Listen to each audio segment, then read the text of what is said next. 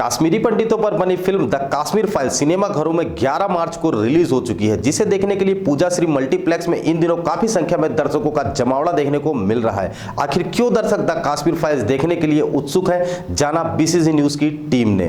विवेक अग्निहोत्री की film the Kashmir files पूरे cinema घरों में रिलीज हो गई है। यह फिल्म 1990 में दर्शाई गई, जहां पर कश्मीरियों का आतंकवादियों द्वारा हत्या कर दी गई थी। उस पर एक फिल्म दर्शाई गई। यहाँ पर काफी संख्या में दर्शक मौजूद है। इनसे जानते हैं कि कैसी है पिक्चर। आप पिक्चर देखने आए हैं कि देख के आ गए हैं? देखने आए हैं। देखने आए हैं। मतलब एक लगातार एक यहाँ पर लोगों में एक वो था कि कश्मीर फाइल्स देखना, काफी संख्या में भीड़ आई है। क्या कारण है पिक्चर देखने का? निश्चित तौर पर हम भारतवासी यह जानना चाहते हैं कश्मीर में जो हुआ उस समय 1990 की बात है, जो उसको देखने के लिए कैसे कश्मीर पंडितों को वहां से छोड़ना पड़ा, किस आतंक की वजह से, किनके लोगों के कारण ये हुआ, आज इस फिल्म में दर्शाया गया है। इस उत्सुकता के साथ हम लोग आए हैं, उनके साथ क्या त्रासदी हुई, कैसे उनको लोगों ने आताड़ित करके वहां से छोड़ने के लिए मजबूर किया, इस पिक्चर से ही पता चले। क्योंकि हमको आज तक हमने ये देखा है, इतिहास की गलत जानकारी देना, पूर्ववर्ती सरकारों ने इतिहास की गलत जानकारी देते थे, और आज हमें यह मानना है कि यह फिल्म के माध्यम से इतिहास क्या है और सही में क्या हुआ, यह जानकारी इस फिल्म के माध्यम से उपलब्ध होगी। पूर्ववर्ती सरकार किसकी सरकार के टाइम का ये की बात है? सरकार इंद्र कुमार गुजराल की थी, लेकिन यह कहना कि इंद्र कुमार गुजराल की सरकार से ऐसा नहीं है। पूर्व में भी इस देश के इतिहास को तोड़ मरोड़ के ही बताया गया है। निश्चित तौर पर भारत के आजादी के बाद अगर इस देश में शिक्षा मंत्री अगर हुए तो 6 मुस्लिम शिक्षा मंत्री हुए लगातार, और मुस्लिमों के द्वारा गलत जानकारी देकर गलत इतिहास लोगों को पढ़ाया गया। निश्चित तौर वीपी सिंह की सरकार थी उस टाइम? नहीं, उस समय इंद्र कुमार गुजराल, वीपी सिंह की सरकार थी या इंद्र कुमार, दो में से के थे उस टाइम। बीजेपी की नहीं थी, जगमोहन जी राज्यपाल हुआ। ये सब ठीक बोल रहे हो आप, थे, लेकिन उस समय ये शुरुआत हुई थी। उसके बाद सरकार बदली और यह बहावा स्थिति हो गई कि लोगों को कश्मीर छोड़ के जाना पड़ गया। बिल्कुल, आज कश्मीरी पंडित आज भी अपनी शरणार्थी ही कहलाते हैं और आज भी वो अपना अस्तित्व तलाश कर रहे हैं। पिक्चरें रियल लाइफ से ही रियल लाइफ तैयार होती है। यहाँ पर काफी संख्या में लोग और भी। इनसे जानते हैं कि क्या कारण है पिक्चर देखने का, कि कश्मीर पे बनी है पिक्चर, देखने आए हैं आप लोग, क्या कारण है? द कश्मीर फाइल्स पिक्चर जो है, कश्मीर में हुए हिंदुओं के साथ अत्याचार की प्रत्यक्ष जो कहानी थी ना, उसको दर्शाया गया है।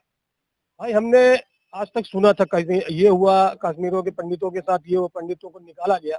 वस्तु स्थिति जानने के लिए हम लोग पिक्चर देखने आज यहाँ आए हैं। हम आपको बताना चाहेंगे कि कश्मीर बचाओ देश बचाओ आंदोलन के तहत विद्यार्थी परिषद में हम लोग उधमपुर तक गए थे, और उधमपुर से कश्मीर के जब प्रस्थान किए थे तो वहां से हमारी गिरफ्तारी कर ली गई थी। उस समय वीपी सिंह की सरकार थी, और फिर हम लोग वीपी सिंह के घर के घेराव किए थे। भारतीय जनता पार्टी की सरकार थी उस टाइम में, 1990 में वीपी सिंह की जब सरकार थी तब की बात। तो कश्मीर में जो हिंदुओं के साथ अत्याचार हुआ है उसकी पूरी कहानी दर्शाई गई है। इसको देखने के लिए हमेशा इतिहास पे एक बात कही जाती है, इतिहास की आलोचना होती है, लेकिन उनको तत्कालीन सुधार नहीं किया जाता। आज भी कश्मीरी पंडित शरणार्थी ही कहलाते हैं। इनको आगे लाने के लिए सरकार को किस तरीके से प्रयास करना चाहिए ताकि कश्मीरी आज अपने कश्मीर में जाकर फिर से कश्मीर में रहें। और 370 हटने के बाद तो बात भी कही जा रही थी अब कश्मीर में वहां पर लोग जमीन भी खरीद सकते हैं और कश्मीर में लोगों को रेसिडेंस मिलेगा।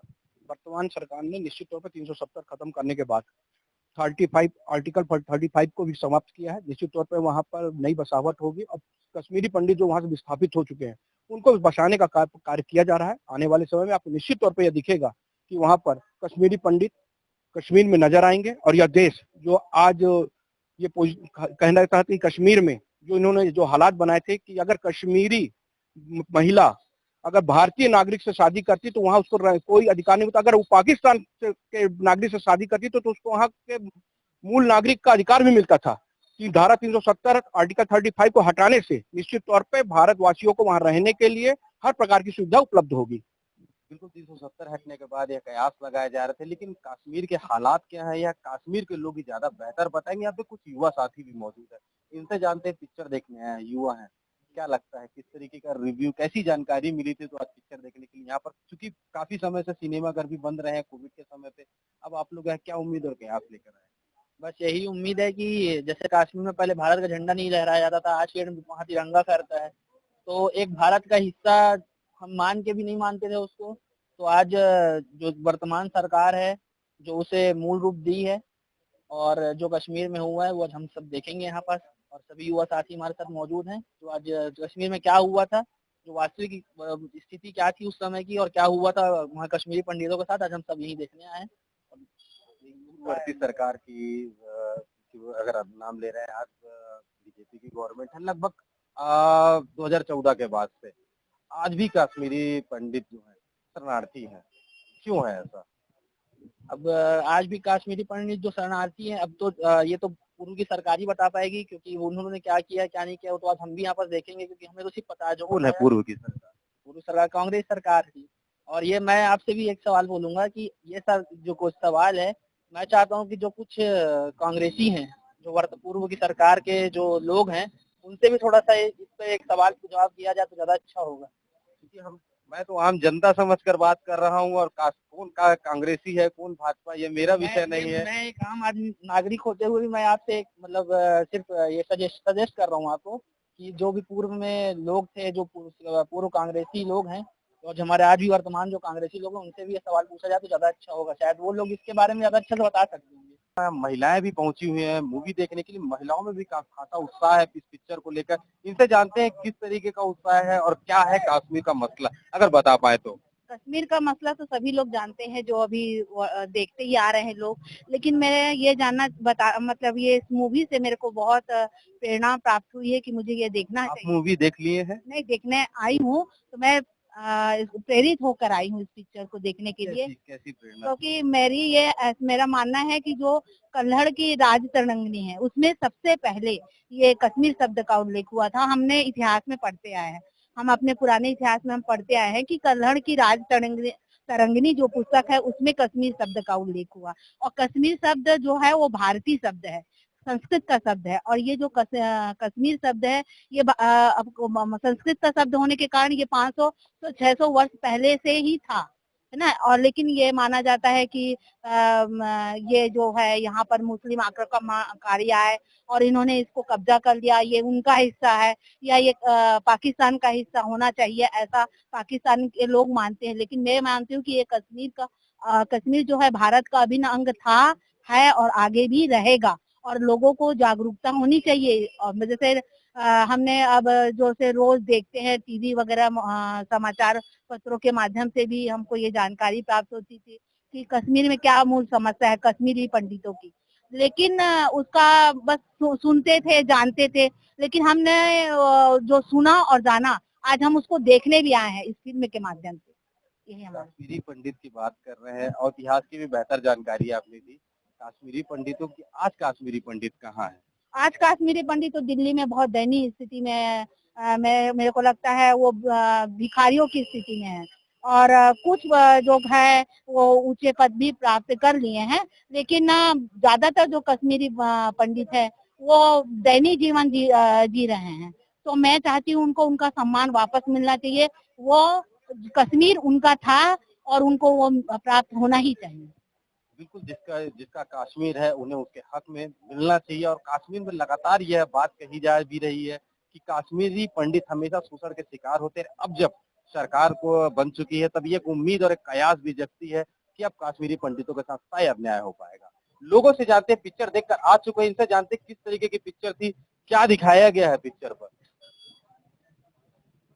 लगभग ये वही सच है जो हम लोग कभी सोच ही नहीं सकते। इतनी बुरी दास्तान कश्मीरियों की होगी, हिंदू कश्मीरियों की, पंडितों की, इसकी कल्पना नहीं की जा सकती। इतना दुख पिक्चर देख के हम लोगों को हो रहा है, कितना दुख वहाँ वो झेल के यहाँ दिल्ली में या बाकी जगहों पे निर्वासित होकर पड़े हैं, उनसे पूछा जा सकता है। पिक्चर देख के यही लग रहा है कि हम भारतीयों ने बहुत बड़ी गलती कर दी उस समय न जानकर। इससे ज्यादा कुछ कहना ठीक ना होगा।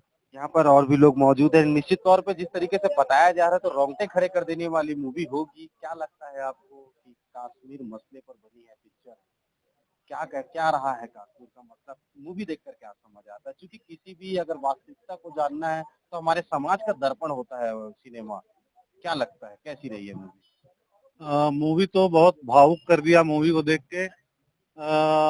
इस मूवी को मूवी तो नहीं कहेंगे, इस घटना को बहुत पहले ही इस पटल पर यूथ के सामने आ जाना था, जो कि आने में कि मुझे लगता है कि बहुत साल लग गए, बहुत समय बीत गया कि ये घटना सच्ची घटना जो एक हम यूथ के सामने नहीं आ पाई, वो आज हम इस फिल्म के माध्यम से हम सभी ने जाना कि हम हिंदुओं के साथ, कश्मीरी पंडित तो बोलना बेवकूफी होगी, हम हिंदुओं के साथ हमें काफिर बोल के हमारे देश से ही हमें निकाला गया, हमें मारा गया, हमें काटा गया। तो ये एक मतलब दिल दहला देने वाली घटना है। भविष्य में भी इस प्रकार का कुछ ऐसा ना हो हमारे देश में, इसलिए मैं हमारे हिंदू भाइयों को बोलना चाहूंगा कि एकजुट रहें और ऐसी भी कोई समस्या है तो उसका डट कर मुकाबला करें। जो हमारे हिंदू भाई थे उस समय तैयार नहीं थे, मुकाबला नहीं कर पाए, लेकिन अब ऐसी कोई परिस्थिति न बने देश में, अगर बनेगी तो हम उसका डट कर मुकाबला करेंगे। बिल्कुल, कोई भी परिस्थितियां हो डट कर मुकाबला करना ही चाहिए और यहाँ पर और लोग भी मौजूद है, उनसे बात करते हैं। क्या लगता है कश्मीर सबसे बड़ा मसला, बहुत जटिल समस्या रही है, 1990 के दौर की घटना है, काफी विहंगम नजारा था, काफी दर्दनाक नजारा था जो हम पढ़ते हैं इतिहासों पे। मैंने तो मूवी देखी नहीं है, फिर भी जो हमने इतिहास पढ़ा है कश्मीरी पंडितों के साथ जो दर्दनाक हादसा हुआ, विस्थापित कराया गया, आज भी वो शरणार्थी के जीवन जीने को मजबूर है। क्या लगता है कि पिक्चर के माध्यम से क्या समझ आता है? निशब्द निशब्द कर देने वाली तस्वीरें, और सोच करके लगता है कि जब आज की स्थिति में उनका चित्रण इस तरह से है तो जिनके ऊपर बीता होगा वो किस तरह की स्थिति रही होगी।